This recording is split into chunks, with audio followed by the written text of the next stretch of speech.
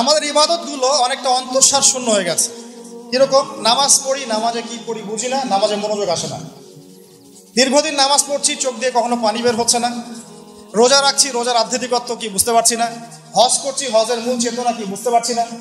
উমরা করছি, এর চেতনা কি বুঝতে পারছি না।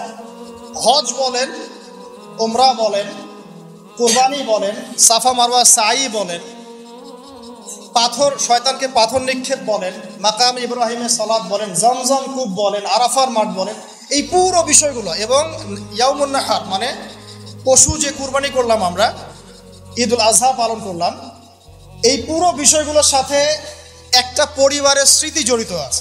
একটা পরিবার, তার নাম নবী ইব্রাহিম আলাইহিস সালাম।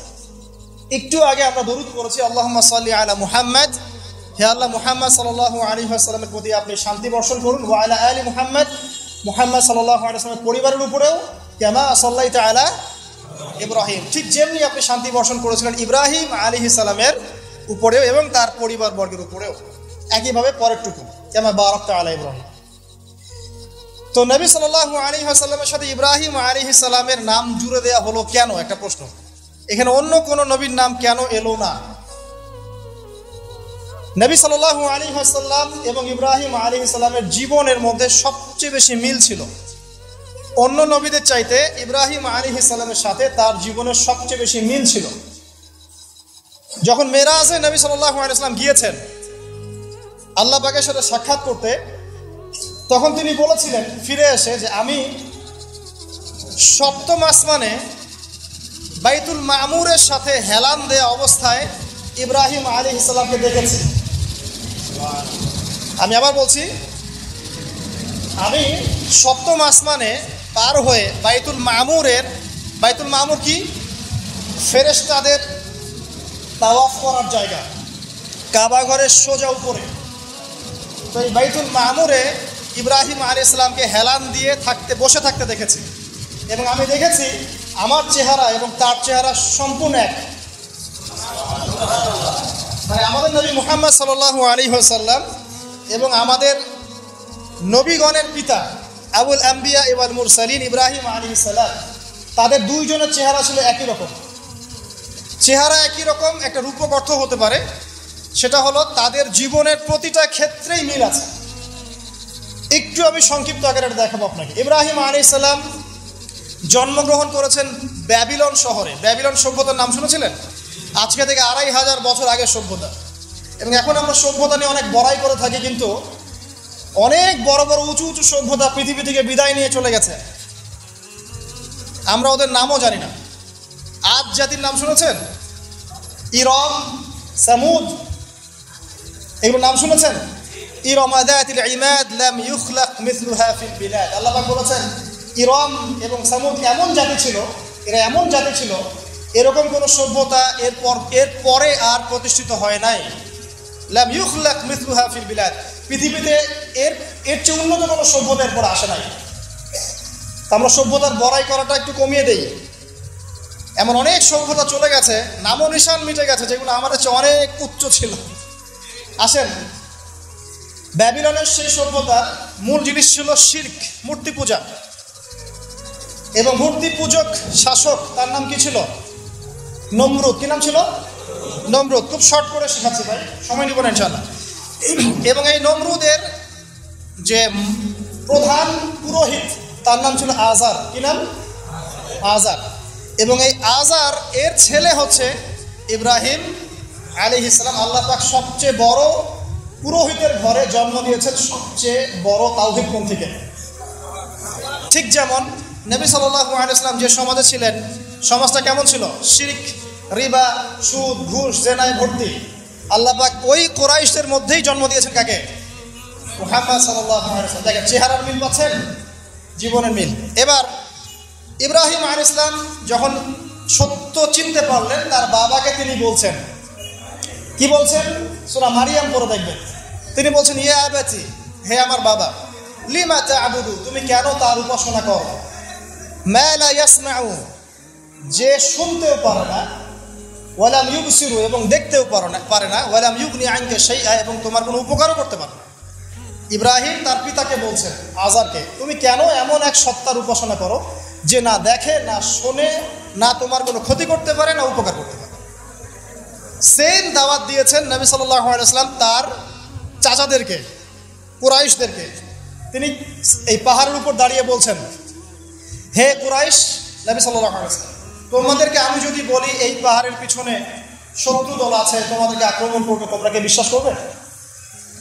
তো কুরাইশরা বলছে, অবশ্যই বিশ্বাস করবো, কারণ তুমি হচ্ছে আল আমিন, তোমাকে কখনো মিথ্যাবাদী পাই নাই। নবীজি বললেন, কুলু লা ইলাহা ইল্লাল্লাহ তুফলিহুন, তোমরা খালি বলো যে আল্লাহ ছাড়া কোনো ইলাহ নাই, সফল হয়ে যাবে। সেম দাওয়াত না? পরিণতিও সেম। ইব্রাহিমের পিতা আজার তাকে বলছেন, লাইল্লাম তানতাহি লাআরজুমান্নাকা রাহজাম মালিয়া, ইব্রাহিম তুমি যদি আমার উপাস্যগুলো থেকে মুখ ফিরাও তাহলে আমি তোমাকে রজম করব, পাথর নিক্ষেপ করে এখান থেকে বের করে দেবো। ওয়াহজুরনি মালিয়া, এখান থেকে দূর হও হতো। ইব্রাহিমের বাবা তার সন্তানকে তাড়িয়ে দিলেন, আর ইব্রাহিম আলাইহিস সালাম দোয়া করলেন, সাস্তাগফিরু লাকা রব্বি, আমি আমার রবের কাছে তোমার জন্য ক্ষমা চাবো, আশা করা যায় আমার রব তোমাকে মাফ করতেও পারেন, যদিও বা তাকে মাফ করা হবে না। পরবর্তীতে তিনি আর ক্ষমা চান নাই। ঠিক নবী সাল্লাল্লাহু আলাইহি ওয়াসাল্লামকে দেখেন, তার এই যে কুরাইশ ট্রাইব, তার উপরে এই তাওহীদের দাওয়াত দেওয়ার পরেই শুরু করলো নির্মম অত্যাচার, হত্যার চেষ্টা, গালিগালাজ, ঠিক আছে, উটের ভুঁড়ি চাপিয়ে দেয়া, শারীরিক আঘাত, মানসিক কষ্ট, বয়কট করা, দেশ থেকে তাড়িয়ে দেয়া, কি না করেছে। তাকে 16 বার হত্যার চেষ্টা করা হয়েছে, আর সারা জীবনে 15টা গালি খেতে হয়েছে, রক্ত দিতে হয়েছে, অর্থ সম্পদ দিতে হয়েছে, তার সম্মানের হানি করার চেষ্টা করা হয়েছে, তাকে এক পর্যায়ে দেশ থেকে বেরো করে দেওয়া হয়েছে। মিল পাচ্ছেন? এবার ইব্রাহিম আলাইহিস সালাম চলে যাচ্ছেন, এখান থেকে চলে যাওয়ার আগে ওই সমাজের মানুষের সাথে তার তর্ক হচ্ছে। সমাজের মানুষ বোঝাচ্ছে যে চাঁদ হচ্ছে আল্লাহ, নাউজুবিল্লাহ। তো চাঁদ যখন ডুবে গেল তখন তিনি বললেন, না, এটা আল্লাহ হতে পারে না। সূরা বাকারায় আছে, সূরা আনফালে আছে সম্ভবত। তারপরে রাতের তারা দেখছেন, তিনি বলছেন তারা ইলাহ হতে পারে। তারা যখন অস্তমিত হচ্ছে তিনি বলছেন, না, এটা ইলাহ নয়। দিনের বেলা সূর্য উঠছে, তিনি বলছেন, হায়দা রব্বি হায়দা আকবার, এটা আমার রব, এটা সবচেয়ে বড়। এটা অস্তমিত হলো যখন, তখন তিনি বুঝতে পারলেন এগুলো কোনো কিছুই আমার রব নয়। ওই যে এখন একটা ছবি বের হয়েছে 1350 বিলিয়ন বছর আগে, এই সব কিছুর উপর একজন স্রষ্টা নাই, পশ্চিমারা বলবে নাই, এটা এমনি এমনি একটা বিগ ব্যাং এর মাধ্যমে সৃষ্টি হয়েছে। অথচ আল্লাহ পাক বলছেন, শোনেন, আল্লাহ পাক বলছেন এগুলো সব কিছুই প্রথম আকাশের অন্তর্ভুক্ত, এরপরে আছে দ্বিতীয় আসমান, তারপর তৃতীয়, তারপর চতুর্থ, এরকম করতে করতে 7 আসমান। এখন পর্যন্ত যেগুলো দেখছেন 1350 বিলিয়ন বছর আগের ছবি টবি ইত্যাদি, এগুলো প্রথম আসমানের অংশ, প্রথম আসমানের সামান্য একটু অংশ মাত্র। এভাবে 7 আসমান, এবং প্রত্যেক আসমানের মাঝখানে ডিস্টেন্স হচ্ছে 500 বছরের পথ। 7 আসমানের উপরে আছে কুরসি, ওয়াসিআ কুরসিয়ুহুস সামাওয়াতি ওয়াল আরদ, আল্লাহ পাকের কুরসি এই 7 আসমানকে ঘিরে আছে, সুবহানাল্লাহিল আযীম। এর উপরে আছে মহাসাগর, একটা সাগর। এগুলো বিশ্বাস করবেন এখন বললে, কালকে নাসা গবেষণা করে বের করলে বিশ্বাস করবে। কথা বুঝতে পারছেন না? এগুলো মোটেই বিশ্বাস করবে না মানুষ এখন। কিন্তু কাল যদি বলে যে অমুক একটা উপগ্রহ পাঠিয়েছিলাম, সে ছবি তুলে পাঠিয়েছে, মহাসাগর আছে, হ্যাঁ, তখন বিশ্বাস করবে, হ্যাঁ আছে। প্রাণের অস্তিত্ব খুঁজে বেড়াচ্ছে মহাকাশে, আল্লাহ পাক আগেই বলেছেন অসংখ্য প্রাণ আছে মহাবিশ্বে, কিন্তু কোরআন বিশ্বাস করবে না। এভাবে ঘুরতে ঘুরতে যখন জান্নাতের দেখা পাবে না, যদি পায় আর কি, তখন মানুষকে বলবে একটা গ্রহের সন্ধান পেয়েছে, গ্রহের মধ্যে হুর পড়িয়ে আছে, যাদের ওড়না দিয়ে এমন সুগন্ধ বের হয়, যার ওড়নার কোনা যদি পৃথিবীতে নামিয়ে দেওয়া হতো তাহলে সারা পৃথিবী সুগন্ধে ভরে যেত। তখন মানুষ বিশ্বাস করে, হ্যাঁ আছে। যদি ওরা বলে জাহান্নাম বলতে কিছু আছে, যেখানে আযাব দেওয়া হয়, শাস্তি দেওয়া হয়, 19 জন বড় বড় ফেরেশতা আছেন, তখন এই বিশ্ববাসী বিশ্বাস করবে, হ্যাঁ আছে। আর ওরা যখন কিছু বিশ্বাস করে তখন সারা বিশ্বকে বিশ্বাস করাতে বাধ্য করে। ওরা বলছে করোনা, তখন সবাই বলছে করোনা। ওরা বলছে অমিক্রন, এখন সবাই বলছে অমিক্রন। তারপরে এগুলো বন্ধ, এবার রাশিয়া ইউক্রেন, এবার রাশিয়া ইউক্রেন। করোনার কথা মানুষ কিন্তু কিছুদিন আগে ভুলে গিয়েছিল। মাঝে মাঝে আমার মনে করায় দেয় আজকে এতজন মৃত্যুবরণ করেছে, আজকে এতজন আক্রান্ত, যেটা আপনি ভুলে না যান। পুরা মাইন্ড প্রোগ্রামিং, আপনার মাথা আমার মাথা প্রোগ্রামিং। তার কিছুদিন আগে ক্ষেপণাস্ত্র উত্তর কোরিয়া ক্ষেপণাস্ত্র দিচ্ছে, ক্ষেপণাস্ত্র মানে এক এক সময় এক একটা দিয়ে মানুষকে ব্যস্ত রাখা। এখন ব্যস্ত রাখছে এই যে 1350 বিলিয়ন বছর আগের ছবি, ব্যস্ত থাকো এখন, এটা নিয়ে নাচো আর গাও। কয়েক মাস যাক, এই ফাঁকে তারা কিছু কাজ করবে। মানে আমি আমার ছোট ভাইকে বললাম আজকে আসতে আসতে, বিষয়টা এরকম, আমাদের বাসায় ছোট বাচ্চা আছে না, অনেক সময় ছোট বাচ্চারা অনেক খুব জ্বালায়, মানে ঘ্যান প্যান শুরু করে। তখন আমরা কি করি, বাধ্য হয়ে অনেক সময় দেখা যায় বাবা স্মার্টফোনটা নিয়ে এই কার্টুনটা দেখে। আচ্ছা ঠিক আছে, আচ্ছা কার্টুন দেখতে বসে গেল, ও 1 ঘন্টা কার্টুন দেখছে। এই 1 ঘন্টা কিন্তু সে আর আপনাকে ডিস্টার্ব করবে না, আপনি রিল্যাক্সে আপনি কাজ করতে পারবেন। তাই বলে বাচ্চাদেরকে কার্টুন অভ্যাস করায় না, আমি উদাহরণ দিচ্ছি একটা। আর যদি কার্টুন দেখাতেই হয়, ইসলামিক কোনো কার্টুন দেখায় না। তো ওয়ার্ল্ড যারা নিয়ন্ত্রণ করে তারা বিশ্ববাসীর সাথে এরকম গেম খেলছে, এরকম কিছু প্রযুক্তি, এরকম কিছু মানে প্রলোভন বা আপগ্রেডেড কোনো ফিচার, এন্টারটেইনমেন্ট আপনার সামনে দিয়ে দিয়েছে, এগুলো নিয়ে আমরা ব্যস্ত। এরকম ইস্যুগুলো দিয়ে দেয়, এগুলো নিয়ে আমরা ব্যস্ত। ওরা ওদের কাজ ঠিকই করছে। ইসরায়েল পুরো প্যালেস্টাইন দখল করার যে প্ল্যান, এদিকে এগিয়ে যাচ্ছে, এগোচ্ছে। আমরা একটা করে ইস্যু নিয়ে ব্যস্ত থাকি। যাই হোক, অনেক ভিতরে চলে যাচ্ছি। তো যেটা বলছিলাম, এই 7টা আসমানের উপরে আছে কুরসি, তার উপরে মহাসাগর, তার উপরে আছে আরশে আজিম। যে আরশে আজিমের 8টা খুঁটি আছে। কয়টা খুঁটি? 8টা খুঁটি ধরে আছেন মাত্র 8 জন ফেরেশতা। সূরা হাক্কার মধ্যে এটা আছে। কোন সূরা? হাক্কা। এই 8 জন ফেরেশতা এটাকে বহন করে কিয়ামতের দিন নিয়ে আসবেন। তাদের শক্তি চিন্তা করেন। আর একজন ফেরেশতার ফুৎকারে এই যে দেখছেন গ্যালাক্সির পর গ্যালাক্সি হাবিজাবি সব ধ্বংস হয়ে যাবে। একজন ফেরেশতার ফুৎকারের মাধ্যমে ধ্বংস হবে। এরপরে আল্লাহ বলছেন আফালা ইউমিনুন, এরপরেও কি তোমরা ঈমান আনবে না? আওয়ালাম ইয়ারাল্লাযীনা কাফারু, কাফেররা কি লক্ষ্য করে দেখে না? আন্নাস সামাওয়াতি ওয়াল আরদা কানাতা রাতকান, এই 7টা আকাশ, মহাবিশ্ব এবং পৃথিবী একটা কেন্দ্রের মধ্যে ছিল, বিন্দুর মধ্যে ছিল। ফাফাতাকনাহুমা, আমি এটাকে বিভক্ত করে দিলাম, আল্লাহ বলছেন ফাফাতাকনাহুমা ওয়াজআলনা মিনাল মাই কুল্লা শাইইন হাই, এবং প্রত্যেক জীবন্ত প্রাণকে সৃষ্টি করলাম পানি দিয়ে। আমাদের কোষের মধ্যে সাইটোপ্লাজমে পানির পরিমাণ কত পার্সেন্ট? নিউক্লিয়াসের মধ্যে পানির পরিমাণ কত পার্সেন্ট? বেশিরভাগই পানি। পড়াশোনা করেন, পানি দিয়ে তৈরি করেন 70 to 80%। আফালা ইউমিনুন, এরপরে আল্লাহ বলছেন তবুও কি তারা বিশ্বাস করবে না? তো ওই আরশে আজিম ধরে আছেন 8 জন ফেরেশতা। তারপর আরশে আজিমের উপরে আল্লাহ রাব্বুল আলামিন। তো আল্লাহ রাব্বুল আলামিন এই যে প্রথম মহাবিশ্ব দেখছেন, এর ঊর্ধ্বে অবস্থান করছেন। তার মানে এখানে যে সময় চলছে, অতীত, এখানকার ভবিষ্যৎ, এখানকার বর্তমান, আল্লাহ পাক এই 3 কালের ঊর্ধ্বে অবস্থান করছেন। আল্লাহ পাক যখন বলছেন যে আবু লাহাব জাহান্নামে যাবে, আল্লাহ পাক দেখে দেখে বলছেন এই যে ভবিষ্যৎটা আল্লাহ পাক দেখছেন, আবু লাহাব এখানে আছে, এখন ইন ফিউচার এখানে যাবে, এখানে গিয়ে সে জাহান্নামে যাবে। আল্লাহ চোখের সামনে সব। আমাদের কাছে মনে হচ্ছে অতীত, বর্তমান, ভবিষ্যৎ, আল্লাহর সামনে এগুলো কিছুই নাই। ওই যে নক্ষত্রের কথা বলা হচ্ছে, এটা অতীতকালের ছবি, কত বছর আগের ছবি, এত বিলিয়ন বছর আগের ছবি। মানে আপনি আমি আকাশে যা দেখি এগুলো পাস্ট টেন্স, অতীতকাল। এতে সূর্য আপনি দেখছেন, এখন এটা 8 মিনিট 20 সেকেন্ড আগের সূর্য।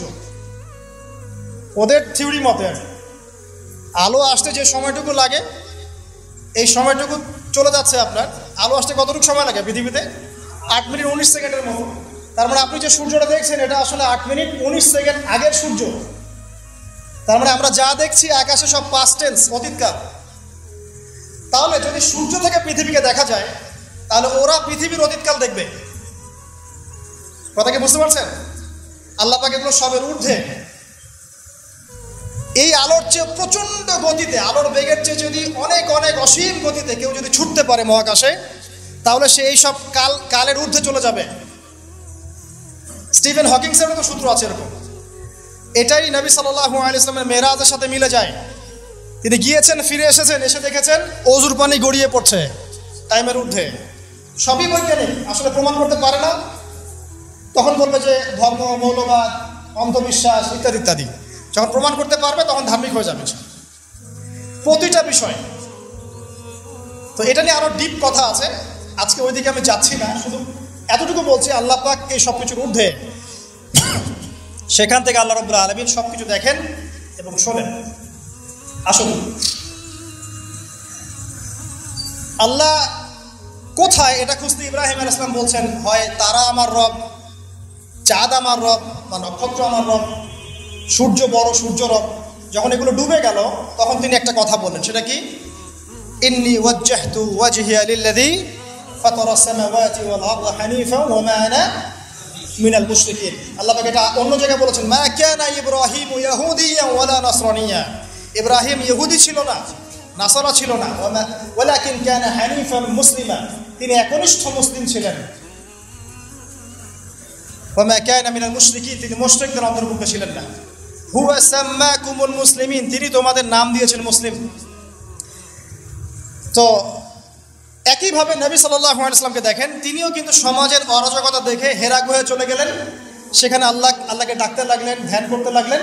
এক পর্যায়ে ওহী তার কাছে আসলো। দুজনের দেখেন কত মিল পাওয়া যাচ্ছে। এরপর যেমন ইব্রাহিম আলাইহিস সালামকে সমাজ থেকে তাড়িয়ে দেওয়া হলো, নবী সাল্লাল্লাহু আলাইহি ওয়াসাল্লামকেও সমাজ থেকে কি করা হলো? তাড়িয়ে দেওয়া হলো, মারা হলো, গালি দেওয়া হলো, রক্তাক্ত করা হলো। এক পর্যায়ে তাকে হিজরত করে চলে যেতে হলো। মিল পাচ্ছেন? পরিবার বাধা দিয়েছে ইব্রাহিম আলাইহিস সালামকেও, মুহাম্মদ সাল্লাল্লাহু আলাইহি ওয়াসাল্লামকে। আত্মীয়রা বাধা দিয়েছে ইব্রাহিম আলাইহিস সালামকেও, মুহাম্মদ সাল্লাল্লাহু আলাইহি ওয়াসাল্লামকেও। সমাজ বাধা দিয়েছে ইব্রাহিম আলাইহিস সালামকেও, মুহাম্মদ সাল্লাল্লাহু আলাইহি ওয়াসাল্লাম। হিজরত করে চলে যেতে হয়েছে তাকেও এবং তাকেও আলাইহিস সালাম। দুজনের চেহারার মিল। চলে যাওয়ার সময় তাদের সাথে কে ছিল? ইব্রাহিমের সাথে তার স্ত্রী সারা। তার স্ত্রীর নাম কি? বিশ্বের সবচেয়ে সুন্দরী মহিলা ছিলেন দুজন। কয়জন? দুজন। একজন হাওয়া আলাইহিস সালাম, দুই নাম্বার সারা আলাইহিস সালাম। তাদের মতো সুন্দরী নারী পৃথিবীতে খুব একটা আসেনি। এই ওয়াজটা আবার আপনার বউকে শোনায়েন না, রাগ হয়ে যাবে। তাকে গিয়ে বলবেন, বিশ্বের সবচেয়ে সুন্দর মেয়ে তুমি, আমার চোখে তুমিই সবচেয়ে সুন্দর। যদি কন্ট্রোল করতে চান, খালি প্রশংসা আর প্রশংসা। নিন্দা করতে গেলেই সমস্যা, নিন্দা করতে গেলেই বেঁকে বসে যাবে। খালি প্রশংসা, তুমি অনেক সুন্দর, তোমার রান্না অনেক সুন্দর, তোমার রুচি অনেক ভালো, তুমি আছো বলেই আমার সব কাজ সুন্দর হচ্ছে। শুধু প্রশংসা, দেখবেন যে সব সুন্দর মতো চলছে, ঘুড়ি উঠছে আকাশে সুন্দর। আর যদি টানা হেঁচড়া শুরু করে, তাহলে ওই যে মাঞ্জা দিতেন না আপনারা, ঘুড়ি কেটে চলে যাবে। আর অন্য আরো ঘুড়ি যদি আকাশে থাকে, তাহলে ওই ঘুড়ি প্যাঁচ লাগে কেটে চলে যাবে। কথা কি বুঝতে পারছেন? বোঝেন। যাই হোক, এখন কিন্তু এই সময়টা চলছে, প্রত্যেক ঘরে ঘরেই ফিতনা, আর প্রত্যেক ঘরে ঘরেই পরকীয়া। অতএব হৃদ্যতা, ভালোবাসা বজায় রাখার চেষ্টা করতে হবে। আল্লাহ পাক তৌফিক দান করুন, আমিন। হিজরতের সময় তাদের দুইজনের সঙ্গী হচ্ছেন তাদের স্ত্রীরা। দেখেন, শুরু থেকে নবী সাল্লাল্লাহু আলাইহি ওয়াসাল্লামের পাশে ছিলেন তার স্ত্রী খাদিজা রাদিয়াল্লাহু আনহা, এবং ইব্রাহিম আলাইহিস সালামের পাশে তার স্ত্রী সারা আলাইহিস সালাম। আর খাদিজা রাদিয়াল্লাহু আনহা অবদান সম্পর্কে তিনি বলছেন যে আমার কথা যখন কেউ শুনতো না, তখন খাদিজা আমার উপর ঈমান এনেছিল। অতএব তোমরা তাকে নিয়ে ভালো মন্দ বলো না। আর খাদিজা রাদিয়াল্লাহু আনহা সেই মহিয়সী নারী যাকে জিবরাইল আলাইহিস সালাম সালাম দিয়েছেন, এবং তার জন্য জান্নাতে এমন একটা ঘর নির্মাণ করা হয়েছে যেই ঘরের মধ্যে কোনো শোরগোল নাই, কোনো রকমের শব্দ দূষণ নাই, সুকুন আর সালাম, পিস। আমাদের মা বোনদেরকে আল্লাহ পাক খাদিজা রাদিয়াল্লাহু আনহার মতো বানিয়ে দিন, আমিন। এবার হিজরত তাকেও করতে হলো। তিনি করলেন মদিনায় সাল্লাল্লাহু আলাইহি ওয়াসাল্লাম, আর ইব্রাহিম আলাইহিস সালাম কোথায় করলেন? না, প্রথমে ফিলিস্তিনে। কোথায়? ফিলিস্তিনে। শাম দেশ বলা হয় ফিলিস্তিনকে। সেখানে গিয়ে যাওয়ার পথে একটা ঘটনা, যাওয়ার পথে একটু দাঁড়াই, যাওয়ার আগে একটা ঘটনা ঘটেছে, তারপর একটা ঘটনা। যাওয়ার আগে ঘটনা কি? সমাজের লোকজন মূর্তি পূজা করছে। সূরা আম্বিয়ার মধ্যে আছে, আমি শর্ট করছি নাহলে সময় বেশি লাগবে। সূরা আম্বিয়ার মধ্যে আছে, লোকজন শিরক করছে। ইব্রাহিম আলাইহিস সালাম বলছেন, মা হাদিহি তামাসিলুল্লাযী আনতুম লাহা আকিফুন, এইসব কি সব মূর্তির তোমরা পূজা করো? যারা শোনেও না এবং উপকারও করতে পারে না, অপকারও করতে পারে না। তখন তার কওম তাকে বলছেন, তুমি কি আমাদের সাথে ঠাট্টা মশকরা করছো না, তোমার কাছে কোনো সত্য আছে? তখন ইব্রাহিম আলাইহিস সালাম বলছেন, তোমরা চলে গেলে আমি এদের ব্যাপারে ব্যবস্থা নিব। যখন তারা চলে গেল, ইব্রাহিম আলাইহিস সালাম এই সবগুলো মূর্তিকে ভেঙে ফেললেন, ইল্লা কাবীরাম মিনহুম, শুধু বড় মূর্তিটা বাদ দিয়ে। তারা ফিরে আসলো, এসে দেখলো যে মূর্তি ভাঙা। কে ভাঙলো? মান ফাআলা হাযা বিআলিহাতিনা, আমাদের উপাস্যদের সাথে এই কাজ কে করেছে? একজন বলল, হয়তোবা সে ব্যক্তি করেছে, ইউকাল লাহু ইব্রাহিম, যার নাম ইব্রাহিম। ডাকা হলো, তুমি কি করেছো? তিনি বলছেন যে বাল ফাআলা কাবীরুহুম হাযা, বরং তাদের বড় মূর্তিটাই কাজ করেছে। ফাসআলহুম ইন কানু ইয়ানতিকুন, ওকে জিজ্ঞাসা করো যদি সে কথা বলতে পারে। এবার তারা বুঝতে পারলো তো কথা বলতে পারে না। তখন ইব্রাহিম আলাইহিস সালাম বললেন, তুমি কেন তাহলে এমন কিছুর উপাসনা করছো যে শোনেও না, দেখেও না, কথা বলতে পারে না? আমি যাকে ভাঙলাম সে তো প্রতিহত করতে পারলো না, একটা মাছি বসলে সে তাড়াতেও পারলো না, তাহলে কেন তার উপাসনা করছো? কোনো জবাব নাই। জবাব নাই, কিন্তু হঠকারিতা অহংকার আছে, ঠিক এখনকার নমরুদ ফেরাউনদের মতো। জবাব নাই কিন্তু হঠকারিতা অহংকার আছে। তাকে দরবারে নিয়ে যাওয়া হলো। ওখানে শাসককে নমরুদ ডেকে বলছে, কি সমস্যা? তো ইব্রাহিম বলছে, কি সমস্যা, কে তোমার রব? ইব্রাহিম আলাইহিস সালাম বলছেন, রব্বি আল্লাযী ইউহয়ী ওয়া ইউমীত, আমার রব সে যে জীবন দেয়, মৃত্যু দেয়। নমরুদ বলছে, আনা উহয়ী ওয়া উমীত, আমি তো জীবন দেই, মৃত্যু দেই। কিভাবে? একজন ফাঁসির আসামি, তাকে ডেকে নিয়ে ছেড়ে দেব, এই জীবন দিলাম। আর একজন সাদাসিধা মানুষ নিরপরাধ ডাকলো, গর্দান নামিয়ে দিল, মৃত্যু দিলাম। তো ইব্রাহিম আলাইহিস সালাম বলছে, আচ্ছা ঠিক আছে।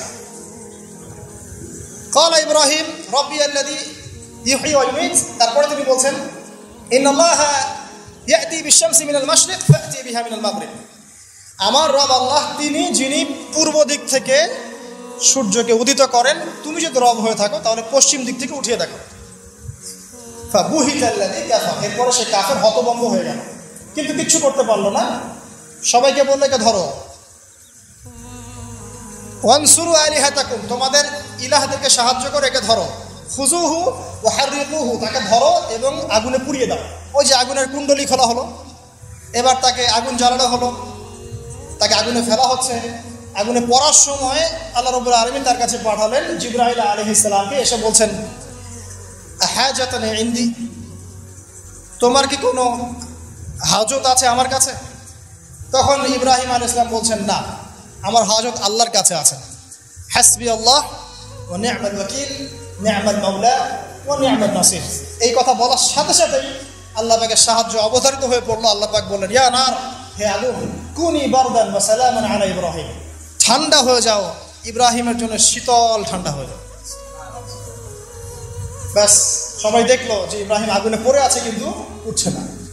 ঠিক এরকম পরীক্ষা নবী সাল্লাল্লাহু আলাইহি ওয়াসাল্লাম দিতে হয়েছে না? বদরে, উহুদে আল্লাহর সাহায্য এসেছে না? আল্লাহর ফেরেশতা এসেছে, তার মাধ্যমে সাহায্য হয়েছে। এক একজনের মানে মাত্রাটা ডিফারেন্ট ছিল, কিন্তু ঘটনা কিন্তু সেই। যাই হোক, এরপরে ইব্রাহিম আলাইহিস সালাম চলে যাচ্ছেন ওই কমিউনিটি থেকে। মিশরের এক বাদশা লম্পট, সে স্ত্রী সারাকে কিডন্যাপ করলো। এবার সারাকে তার সাথে খারাপ কিছু করার ইচ্ছা করা মাত্রই অবশ হয়ে সে পড়ে গেল, প্যারালাইজ 3 বার। এই জায়গায় এই বাদশা বুঝতে পারে যে এই মহিলা বা এই নারী কোনো সাধারণ কোনো নারী নয়। তখন তিনি ছেড়ে দেন তাকে এবং তার সাথে হাজরা আলাইহিস সালামকেও হাদিয়া দিয়ে দেন। এই সময় ইব্রাহিম আলাইহিস সালাম নামাজে দাঁড়িয়েছিলেন। যখন তার স্ত্রী বিপদে পড়েছে এবং তিনি বিপদে পড়েছেন, তখন তিনি নামাজে দাঁড়িয়ে গিয়েছেন, ঠিক নবী সাল্লাল্লাহু আলাইহি ওয়াসাল্লামের মতো। তিনি বলতেন, যখনই আমি উদ্বিগ্ন হই তখনই নামাজে দাঁড়িয়ে যাই। আমরা যদি কোনো বিষয়ে টেনশনে পড়ি, উদ্বিগ্ন হই, তাহলে একটাই কাজ করবেন, নামাজে দাঁড়াবেন। সিগারেট ধরানোর দরকার নেই, টেনশনে স্মোক করার দরকার নেই, ড্রাগস নেওয়ার দরকার নেই, একটা মিউজিক ছেড়ে দেওয়ার দরকার নেই। নামাজে দাঁড়িয়ে যান, আল্লাহ পাক আপনার টেনশন দূর করে দেবেন ইনশাআল্লাহ তাআলা। একই জিনিস। এরপরে হাজরা আলাইহিস সালামকে ইব্রাহিম আলাইহিস সালাম বিয়ে করে নেন, প্যালেস্টাইনে চলে যান। এখন সন্তান হচ্ছে না। শেষ বয়সে গিয়ে ইব্রাহিম আলাইহিস সালাম বলছেন, ইন্নী যাহিবুন ইলা রাব্বি সায়াহদিন, আমি চললাম আমার রবের দিকে, আমার রব আমাকে পথ দেখাবে। রব্বি হাবলি মিনাস সলিহিন, হে আমার রব আমাকে সলিহিন সন্তান দিন, মানে উত্তম নেককার সন্তান দিন। রব্বি হাবলি মিনাস সলিহিন ফাবাশশারনাহু বিগুলামিন হালিম, আল্লাহ বলেন এরপর আমি তাকে একজন সহনশীল সন্তানের সুসংবাদ দিলাম। এরপর এই সন্তান যখন বড় হলো, ফালাম্মা বালাগা মাআহু সা'য়া, যখন সে দৌড়ানো শিখলো, ক্বালা ইয়া বুনাই, ইব্রাহিম আলাইহিস সালাম বললেন, হে আমার সন্তান, ইন্নী আরা ফিল মানামি আন্নী আসবাহুক, আমি স্বপ্নে দেখেছি আমি তোমাকে জবাই করছি, ফানজুর মাযা তারা, তোমার কি রায় আমাকে বলো। এই বাচ্চার বয়স কত হবে? 10 বা 12। তখন ইসমাঈল আলাইহিস সালাম বলছেন, ইয়া আবাতি, হে আমার বাবা, ইফআল মা তুমার, আল্লাহ পাক আপনাকে যা আদেশ করেছেন সেটা আপনি করুন। সাতাজিদুনি ইনশাআল্লাহু মিনাস সাবিরিন, ইনশাআল্লাহ আপনি আমাকে ধৈর্যশীল পাবেন। কত বছর বয়স? 10 বা 12। মানে আমাদের এই জেনারেশনের 10-12 বাদ দেন, 20-30 বছরের মানুষকে জিজ্ঞাসা করেন এরকম কোনো চেতনা আছে কিনা আদৌ আল্লাহর হুকুমের সামনে মাথা নত করার। আল্লাহ পাক হুকুম করেছেন, মাথা নত। জীবন দেওয়া তো অনেক বড় বিষয়, আল্লাহর জন্য জীবন উৎসর্গ করা তো বিশাল ব্যাপার, সবচেয়ে চূড়ান্ত লেভেল। নামাজ পড়ে কিনা জিজ্ঞাসা করে, হারাম অ্যাফেয়ার ছাড়তে পারছি কিনা জিজ্ঞাসা করে, মিউজিক ছাড়তে পারছি কিনা জিজ্ঞাসা করে, বাদ্যযন্ত্র ছাড়তে পারছি কিনা জিজ্ঞাসা করে, আল্লাহর জন্যে, আল্লাহর জন্যে, আল্লাহর জন্য সুদ ছাড়তে পারে কিনা জিজ্ঞাসা করে, আল্লাহর জন্য যার যার সম্পত্তি ওকে দিয়ে দিতে পারে কিনা জিজ্ঞাসা করে, সদকা করার মানসিকতা, আল্লাহর জন্য একটা মসজিদ করতে পারে কিনা, একটা মাদ্রাসা করতে পারে কিনা। জীবন দেওয়া অনেক বড় বিষয়। যারা ছোট ছোট কুরবানি করতে পারে না, এরা বড় কুরবানি করতে পারবে না ভাবা যায় না, এত সহজ না। যারা ছোট ছোট কুরবানি করতে পারে না, যে 5 টাকা দান করার মানসিকতা রাখে না, তার কাছে আপনি 5 লাখ টাকা চাচ্ছেন, সম্ভব? ইল্লা মাশাআল্লাহ। তো এই বাচ্চার বয়স 12 বছর, বলছেন, ইয়া আবাতি, হে আমার বাবা, ইফআল মা তুমার, আল্লাহ পাক যা আদেশ করেছেন করেন, আমাকে ধৈর্যশীল পাবেন। এরপরে ফালাম্মা আসলামা ওয়া তাল্লাহু লিল জাবিন, যখন তারা উভয়ে আত্মসমর্পণ করলেন এবং বাবা ছেলেকে পাশ করে শুইয়ে দিলেন জবাই করার মতো করে। ওয়ানাদাহু ইয়া ইব্রাহিম, আল্লাহ বলছেন, আমি ইব্রাহিমকে ডাকলাম, হে ইব্রাহিম, কদ সাদ্দাকতা রুইয়া, তুমি তোমার স্বপ্নকে সত্যি করেছো। কদ সাদ্দাকতা রুইয়া ইন্না হাযা লাহুয়াল বালাউল মুবিন, এটা ছিল একটা স্পষ্ট পরীক্ষা। ওয়া ফাদাইনাহু বিযিবহিন আযীম, এই জায়গায় আমি একটা মহান কুরবানি উৎসর্গ করলাম, সন্তান কুরবানি দেওয়া লাগবে না। ওয়া সালামুন আলা ইব্রাহিম, ইব্রাহিমের উপরে শান্তি বর্ষিত হোক। এই হলো আপনার ঈদুল আজহা। কয়জন মানুষ কুরবানি করার সময় এই চেতনা লালন করেছে যে আমি ইব্রাহিম, আমি যাকে কুরবানি করছি আমার সবচেয়ে প্রিয় বস্তু ইসমাঈল, এবং যদি জীবনে কখনো আমার সুযোগ আসে আমিও আমার জান, আমার মাল, আমার সম্পদ আল্লাহর রাহে কুরবানি করবো ইনশাআল্লাহ। কয়জন এই রাহে কুরবানি করেছে? স্রেফ গোশত খাওয়ার উৎসব বানিয়ে নিয়েছে আমরা এটাকে, স্রেফ গোশত খাওয়া। আর গোশতের ভাগাভাগি কারাকারি নিয়ে যে মানে কি যে একটা অবস্থা, এটা আমার চেয়ে আপনারা ভালো জানেন। যাই হোক, এরপরে বাবা ছেলে মিলে নির্মাণ করলেন কাবা। আল্লাহ পাক তাদের সম্পর্কে বলছেন যে ইয ক্বালা লাহু রাব্বুহু আসলিম ক্বালা আসলামতু লিরাব্বিল আলামিন, যখনই আল্লাহ পাক ইব্রাহিম আলাইহিস সালামকে কোনো আদেশ করেছেন তিনি সাথে সাথে সেটা মাথা পেতে নিয়েছেন। এর নাম হচ্ছে মুসলিম, এবং তিনি মুসলিম জাতির পিতা। আমরা কথা বলছি কাকে নিয়ে? মুসলিম উম্মার জাতির পিতা, the father of the real father of the nation, Ibrahim আলাইহিস সালামকে, তাই নাকি? তার ব্যাপারে আল্লাহ পাক বলছেন যখনই আমি তাকে বলেছি আত্মসমর্পণ করো, সাথে সাথে সে আত্মসমর্পণ করেছে। এবং যত পরীক্ষা আমি তাকে নিয়েছি প্রত্যেকটা পরীক্ষায় সে উত্তীর্ণ হয়েছে। এরপরে কাবা ঘর নির্মাণ করেছে, নির্মাণ করার পরে দোয়া করেছে, এই যে রব্বানা তাকাব্বাল মিন্না ইন্নাকা আনতাস সামিউল আলিম ওয়া তুব আলাইনা ইন্নাকা আনতাত তাওয়াবুর রহিম, দোয়া করেছে। এর আগে যে জমজম কূপের ঘটনাও আছে, হাজরা আলাইহিস সালাম ছুটছেন, খাবার পানি কিছুই নাই, অলৌকিকভাবে আল্লাহ রাব্বুল আলামিন এই জমজম কূপ তৈরি করলেন। তাই প্রতিটা ঘটনা কার সাথে সম্পৃক্ত? ইব্রাহিমের পরিবারের সাথে সম্পৃক্ত আলাইহিস সালাম। এই দোয়া করার পর তিনি আরো একটা দোয়া করেছেন, সেই দোয়াটা কি জানেন? রব্বানা ওয়াবআস ফীহিম রাসূলান মিনহুম ইয়াতলু আলাইহিম আয়াতিক ওয়া ইউআল্লিমুহুমুল কিতাবা ওয়াল হিকমা ওয়া ইউযাক্কিহিম ইন্নাকা আনতাল আজিজুল হাকীম। ইব্রাহিম আলাইহিস সালাম শেষ দোয়াটা করেছেন, হে আমার রব, এরপরে আপনি এমন একটা নেশন পাঠাবেন, যেই নেশনের মধ্যে এমন একজন নবী পাঠাবেন যে নবী তাদেরকে আপনার কিতাব শেখাবে, সুন্নত শেখাবে, তাদেরকে পবিত্র করবে। এই দোয়ার ফসল হচ্ছে মুহাম্মদ সাল্লাল্লাহু আলাইহি ওয়াসাল্লাম। ইব্রাহিম আলাইহিস সালামের 2 ছেলে, একজন ইসমাঈল যাকে কেন্দ্র করে মক্কার এই ঘটনাগুলো, আরেক ছেলে হচ্ছে কি বলেন ইসহাক, তাকে কেন্দ্র করে ওই ফিলিস্তিনের ঘটনা। ইসহাক আলাইহিস সালামের ছেলে ইয়াকুব আলাইহিস সালাম, তার সন্তান 11টা বা 12টা সন্তান, একজন বেনিয়ামিন, আরেকজন ইউসুফ, আর এইদিকে ইউসুফের ভাইরা 12 বা 13 জন সন্তান। তো এইভাবে আবার ইউসুফ থেকে আবার মিশর, মানে এভাবেই ঘুরেছে আর কি মধ্যপ্রাচ্য। মানে এই ইয়াকুব আলাইহিস সালামের বংশধরদের মধ্যেই আছে দাউদ, আছে সুলাইমান, আছে ইউনুস, ইউসুফ, সব এখানে, ঈসা ইবনে মারইয়াম, মূসা, সব এখানে। এটাকে বলা হয় বানু ইসরাইল। বানু ইসরাইল, এই কারণে ইহুদিরা জেলাস যে আমাদের এখানে শেষ নবী কেন আসলো না, ওইদিকে কেন আসলো। আর এইদিকে মক্কা থেকে ইসমাইল আলাইহিস সালাম, এদিকে একজন নবী, ইসমাইল আলাইহিস সালামের পরে এই একজন নবী শেষ নবী মুহাম্মদ সাল্লাল্লাহু আলাইহি ওয়াসাল্লাম। আমরা হচ্ছে বনু ইসমাইল, বুঝতে পারছেন কথাটা?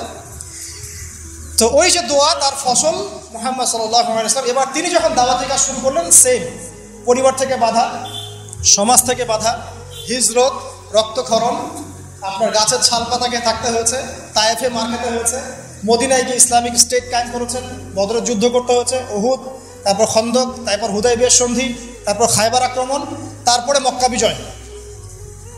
ইব্রাহিম আলাইহিস সালামকে আল্লাহ পাক রাষ্ট্রীয় ক্ষমতা দেননি শুধু, কিন্তু মুহাম্মদ সাল্লাল্লাহু আলাইহি ওয়াসাল্লামকে রাষ্ট্রীয় ক্ষমতাও দিয়েছে। উভয়ের জীবনে এত মিল বলেই হয়তো নবীজি বলেছেন যে আমার চেহারা তার চেহারার মতোই। এবং আমরাও দরুদের মধ্যে পড়ি কি, আল্লাহুম্মা সাল্লি আলা মুহাম্মদ ওয়া আলা আলি মুহাম্মদ কামা সাল্লাইতা আলা ইব্রাহিম ওয়া আলা আলি ইব্রাহিম ইন্নাকা হামিদুম মাজিদ, আল্লাহুম্মা বারিক আলা মুহাম্মদ ওয়া আলা আলি মুহাম্মদ কামা বারাকতা আলা ইব্রাহিম ওয়া আলা আলি ইব্রাহিম ইন্নাকা হামিদুম মাজিদ। প্রিয় ভাইরা, এতটুকু আপনারা বুঝতে পেরেছেন। শেষ করার আগে এতটুকু বলবো, প্রত্যেকটা ইবাদতের পিছনে সার গল্প না জানলে সেই ইবাদতের স্বাদ পাওয়া যায় না। আমাদের ঈদুল আজহার মূল চেতনা কি ছিল? ত্যাগের চেতনা। আল্লাহর জন্য নিজের সবচেয়ে প্রিয় বস্তু কুরবানি করার মানসিকতা থাকতে হবে। আর আপনি নিজেকে প্রশ্ন করেন, আয়নার সামনে দাঁড়ান, আয়নার সামনে দাঁড়িয়ে প্রশ্ন করেন, আমার সবচেয়ে প্রিয় বস্তু কি? আমার সম্পদ, আমার বাড়ি গাড়ি, আমার চাকরি, আমার স্ত্রী সন্তান, আমার জমি জমা, বা আমার নিজের জীবন? এই তো। আমি বলছি না আপনি আপনার জীবন আল্লাহর পথে এখনই কুরবান করে দেন। আমি বলছি আপনি আগে শুরু থেকে শুরু করেন। অ্যাটলিস্ট আল্লাহর জন্য নামাজ পড়া শিখেন, অ্যাটলিস্ট আল্লাহর জন্য নামাজটা পড়া শুরু করেন, আল্লাহর জন্য রোজা রাখেন, আল্লাহর জন্য যাকাত দেন, আল্লাহর জন্য একটু সদকা করেন, আল্লাহর জন্য একটা মাদ্রাসা করেন, একটা মসজিদ করেন, দিনের কোনো প্রজেক্ট করেন, দিনের কোনো খেদমত করেন। এরপরে আপনি আপনার পরিবারটাকে আদর্শ পরিবার বানান, আপনার পরিবারটাকে আল্লাহর পথে নিয়ে চলেন। যদি কখনো আপনার সামনে এমন সুযোগ দাঁড়ায় যে আল্লাহর জন্য আপনাকে জীবনও দিতে হচ্ছে, তখন আপনি দিতে পারবেন ইনশাআল্লাহ। এখন পারবেন না, কারণ এখন আপনি নামাজই পড়ছেন না। আল্লাহ পাক আমাদেরকে বোঝার তৌফিক দান। 1 নাম্বার ত্যাগের মানসিকতা। 2 নাম্বার ভোগবাদী বিষয়গুলো থেকে বেরিয়ে আসা। এখন সিস্টেম চলছে খালি ভোগবাদ, খাও দাও ফুর্তি করো। ওই যে রবীন্দ্রনাথের কবিতার মতো, যিনি অবশ্য 17 কি 18 বছর বয়সে বিয়ে করেছিলেন এবং তার স্ত্রীর বয়স ছিল 10 কি 11 বছর। এটা নিয়ে যদিও বা কোনো নাস্তিকের কোনো মাথা ব্যথা এখনো আমরা দেখি না। তো তার কবিতার মতো, 2 হাতে জাপাও হাত পেতে নাও, ঠিক আছে? 2 হাতে জাপাও হাত পেতে নাও, বাকির খাতা শূন্য থাক। এটা তাদের কনসেপ্ট। মানে দুনিয়া যা পাচ্ছেন 2 হাতে হাত পেতে নেন, বাকির খাতা শূন্য থাক। বাকির লোভে নগদ পাও না কে ছাড়ে ভুবনে, লালন বলেছে। বাকির লোভে নগদ পাও না দুনিয়াতে কে ছাড়ে। ঠিক পশ্চিমাদের একই কনসেপ্ট, খাওয়া দাওয়া ফুর্তি করো, ভোগ বিলাস করো, পরকাল বলে কিছু নাই। যদি হয়ও পরকাল তখন দেখা যাবে বিষয়টা, ঠিক আছে? আর আমাদের কনসেপ্ট কি? দিনের জন্যে যা পারেন সব ছেড়ে দেন। দিনের জন্য যদি দুনিয়া চলেও যায় যাক, বাকির খাতা, পরকালের খাতা পূর্ণ হোক। এটা খালি থাক না, পরকালের খাতা যেন পূর্ণ থাকে। এটা আমাদের কনসেপ্ট। আল্লাহ পাক জাহান্নামের মধ্যে একজন ব্যক্তিকে ঢুকাবেন, 1 সেকেন্ড ঢুকাবেন আর বের করবেন। মানে আল্লাহ পাকের 1 সেকেন্ড, এটা কত বছর আমি জানি না। আল্লাহ পাকের একদিন হচ্ছে 50,000 বছরের সমান। তো তাকে জিজ্ঞাসা করা হবে, দুনিয়াতে কি সুখে ছিলে? সে বলবে যে সুখ কি জিনিস আমি তো জানি না। সে ব্যক্তি পৃথিবীর সবচেয়ে সুখী ব্যক্তি ছিল। তাকে 1 সেকেন্ডের জন্য জাহান্নামে ঢোকানো হবে, বের করা হবে। সে বলবে সুখ কি আমি জানি না। আর আমরা মনে করি এখনকার যারা মিলিয়ন বিলিয়নার আছেন, হয়তোবা এরকম কেউ হতে পারে সেই ব্যক্তি। যে চোখের ইশারা করলেই এক দেশ দখল হয়ে যায়, ঠিক আছে? আর সবচেয়ে দুঃখী একটা মানুষকে আল্লাহ পাক ঢোকাবেন জান্নাতে, 1 সেকেন্ড ঢোকাবেন। দুনিয়াতে কষ্ট ছিলে, সে বলবে যে কষ্ট কি জিনিস আল্লাহ আমি তো জানি না। সুবহানাল্লাহ। তো চূড়ান্ত সফলতা এটা। এই জন্য ভোগবাদী দর্শন না, ইসলামের জন্য আল্লাহর জন্য ছাড় দিতে শেখেন, ত্যাগ করতে শেখেন। 3 নাম্বার, পরিবারের আদর্শ ঠিক করতে হবে। দেখেন ইব্রাহিম আলাইহিস সালামের পরিবার, মা হাজারা, সন্তান ইসমাইল, বাবা ইব্রাহিম। যতক্ষণ পর্যন্ত আমাদের পরিবারের কর্তারা ইব্রাহিমের মতো হচ্ছেন না, মায়েরা হাজারার মতো হচ্ছেন না, আর আমরা সন্তান যারা আছি আমরা ইসমাইল আলাইহিস সালামের মতো হতে পারছি না, টিকটক প্রজন্মই থেকে যাচ্ছি, ততদিন পর্যন্ত ইসলামের বিজয় সম্ভব না। ঠিক আছে? আর নবী মুহাম্মদ সাল্লাল্লাহু আলাইহি ওয়াসাল্লাম ইব্রাহিম আলাইহিস সালামের দোয়ার ফসল। আমাদের সামনে দায়িত্ব হচ্ছে তার রেখে যাওয়া এই দিনটাকে বাঁচানো, এই দিনটার প্রচার করা, এই দিনটার প্রসার করা, নিজের জানমাল অর্থ সম্পদ যা আছে এগুলো দিয়ে দিনের কোনো খেদমত বা কল্যাণ আঞ্জাম দেওয়ার চেষ্টা করা। এতে করে ইনশাআল্লাহ আমাদের ক্ষুদ্র ক্ষুদ্র প্রচেষ্টাগুলো যখন একত্রিত হবে, দিন ইসলাম আস্তে আস্তে ইনশাআল্লাহ তাআলা বিজয়ী হবে। একদিনে ইসলামের পূর্ণাঙ্গ বিজয় সম্ভব না। আমরা ঈদুল আজহা এবং ইব্রাহিম আলাইহিস সালাম, তার পরিবার এবং নবী সাল্লাল্লাহু আলাইহি ওয়াসাল্লামের সাথে যে মিল, এগুলো থেকে যে শিক্ষাগুলো অর্জন করলাম, আল্লাহ পাক আমাদের সবাইকে এগুলোর উপর আমল করার তৌফিক দান করুন। ইব্রাহিম আলাইহিস সালাম শিরকের সাথে আপোষ করেন নাই, আমরাও যেন শিরকের সাথে আপোষ না করি। তিনি আদর্শ পরিবার গড়েছেন, আমরাও যেন গড়ার চেষ্টা করি। তিনি দিনের জন্য প্রয়োজনে, দিনের জন্যে অগ্নি পরীক্ষা দিয়েছেন। দিনের জন্য পরীক্ষা আসলে আমরাও যেন সবর করতে পারি, বলতে পারি হাসবি আল্লাহ ওয়া নি'মাল ওয়াকিল। ইব্রাহিম আলাইহিস সালাম তার সবচেয়ে প্রিয় বস্তুটিকে আল্লাহর রাহে কুরবানি করার মানসিকতা দেখিয়েছেন। আমরাও আমাদের সবচেয়ে প্রিয় বস্তু, আমাদের মাল সম্পদ, যেগুলো আল্লাহর জন্য উৎসর্গ করা সম্ভব, সেগুলো করার মানসিকতা লালন করার চেষ্টা করি। আল্লাহ পাক তৌফিক এনায়েত করুন। সর্বোপরি আমরা নবী মুহাম্মদ সাল্লাল্লাহু আলাইহি ওয়াসাল্লাম রেখে যাওয়া এই দিন ইসলাম, দিনুল হক, এটাকে মুসলিম অমুসলিম সবার ঘরে পৌঁছে দেওয়ার চেষ্টা করি। আল্লাহ পাক আমাদের সবাইকে তৌফিক এনায়েত করুন। আমিন। أقول قولي هذا أستغفر لي ولكم ولسائر المسلمين. بارك الله لنا ولكم بالآية الحكيم إنه تعالى جواد كريم والرؤوف الرحيم. السلام عليكم ورحمة الله وبركاته.